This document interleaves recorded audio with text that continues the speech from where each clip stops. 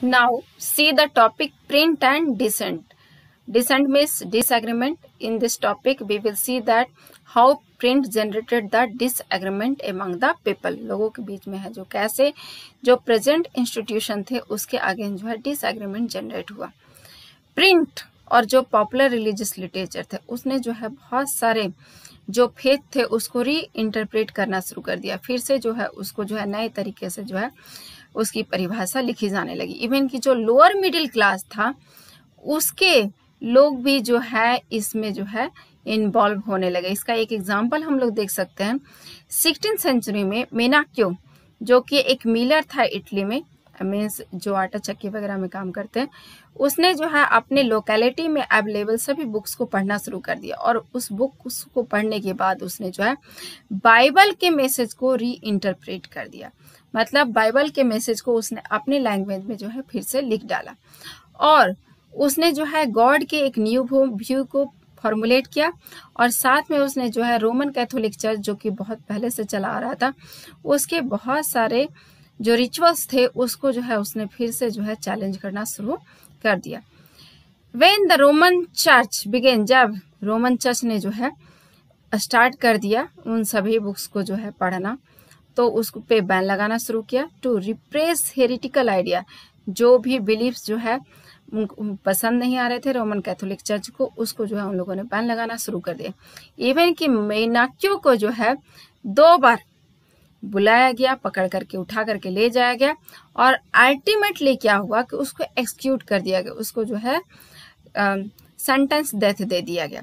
Roman church को जो है अब इन पॉपुलर रीडिंग से जो है काफी जो है परेशानी होने लगी.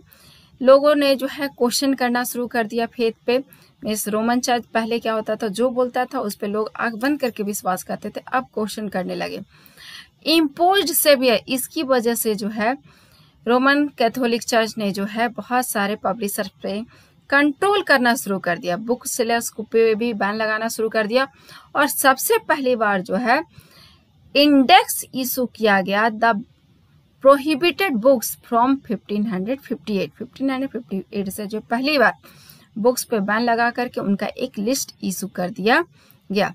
Now I want to show you some new words here. It is inquisition. It is very important इसलिए क्योंकि अक्सर एग्जाम में जो है इसके डेफिनेशन पूछे जाते हैं. तो एक्विजिशन क्या था, तो जो फॉर्मर कैथोलिक कोड था फॉर आइडेंटिफाइंग एंड पनिशिंग हेरेटिकी, इसको जो है जो कोई भी रोमन कैथोलिक चर्च के अगेंस्ट जाता था उसको पकड़ करके जो उसको सजा देने का जो प्रोसेस होता था उसको एक्विजिशन कहते हैं. उसके बाद नेक्स्ट वर्ड है हेरिटिकल.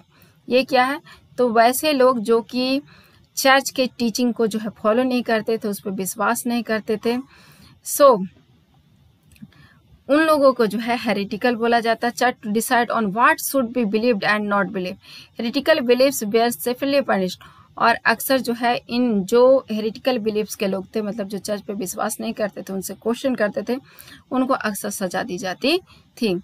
व्हाट इज एस्टेटिटी, इसका मतलब ये होता है कि कोई भी जो है फुलफिल लेवल पर है, सेटिस्फैक्शन से बियॉन्ड है, बहुत ज्यादा अवेलेबल है. और लास्ट वर्ड है सेडिटियस, एक्शन और speech writing that is seen as opposing the government. अगर प्रेजेंट गवर्नमेंट के अगेंस्ट आप कुछ बोलते हैं या करते हैं या कुछ लिखते हैं तो उस एक्टिविटी को जो है सेडिटियस बोला जाता है.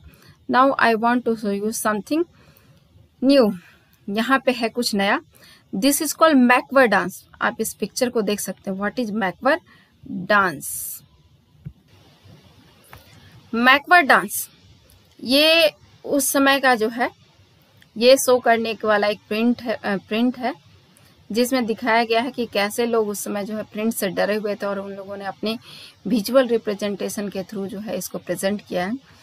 इसमें जो है एक प्रिंटिंग प्रेस जो वर्कशॉप है उसका पिक्चर दिया हुआ है, जिसमें प्रिंटर हो गया, उसके बाद जो भी अदर लोग वहां पर वर्कर्स जो है वो काम कर रहे हैं. लेकिन हर वर्कर को दिखाया गया है कि उसको एक स्केलेटन जो है कंट्रोल कर रहा है.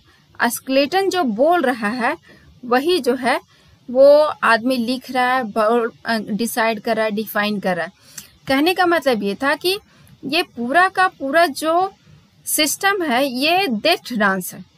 आप इसमें जो है कंट्रोल करने वाला जो है सब कुछ जो है वो बर्बाद कर देगा। ये अगेंस्ट, ये जो है प्रिंट कल्चर के अगेंस्ट जो है शो किया हुआ एक पेंटिंग था।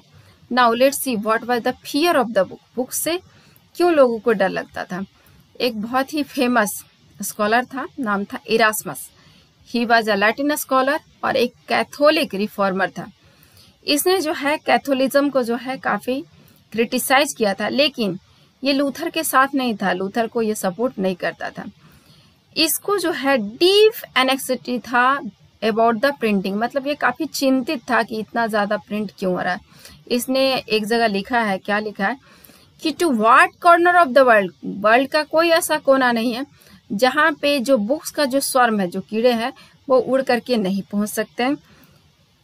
It may be that one, एक यहाँ है there contribute something worth knowing, और उसका कहना है कि हो सकता है इन सारे बुक्स में कुछ अच्छे भी हों, बट जो मैक्सिमम जो है वो बेकार है। और ये इतना ज्यादा है कि इसको जो है कभी भी अच्छा नहीं माना जा सकता है। ज्यादातर जो बुक्स है उसमें स्टूपिड, इग्नोरेंट, स्लैड्रियस, स्कैंडलियस, रैबिंग, उसने बहुत सारे वर्ड्स इस्तेमाल किए। इन सभी चीजों से भरा, ये रिलीजियस सारी चीजें, और उसको ये डर था कि कहीं ये सारी चीजें जो है वो सारे वैल्यूएबल पब्लिकेशन के वैल्यू को खत्म ना कर दे। So he was so fear about the book. Let's see some question answer from this topic. Who was Menocchio, Menocchio कौन था? तो 16th सेंचुरी में मेनाक्यो एक मिलर था इटली का। उसने जो है आसपास के बुक्स को, अवेलेबल बुक्स को पढ़ना शुरू किया, उसको री इंटरप्रेट किया, फॉर्मुलेट किया, और फिर गॉड के एक न्यू व्यू को जो है जनरेट किया। एंड दैट इन ग्रेट, जिसने जो है रोमन कैथोलिक चर्च को जो है नाराज कर दिया था। You may right this answer in your own words. कोई जरूरी नहीं है कि आप इसको इसी लैंग्वेज में लिखें, आप अपना वर्ड दे करके इसको एक्सप्रेस कर सकते हैं। नेक्स्ट क्वेश्चन ही, when did first index of prohibited book issued, कब सबसे पहली बार आया था? तो index of prohibited books issued in 1558। Now answer this question yourself, what was macabre dance? इसके बारे में भी मैंने आपको डिटेल से बताया था। आप इसका आंसर लिखिए। Now answer this question and right, give answer me in comment. Thank you.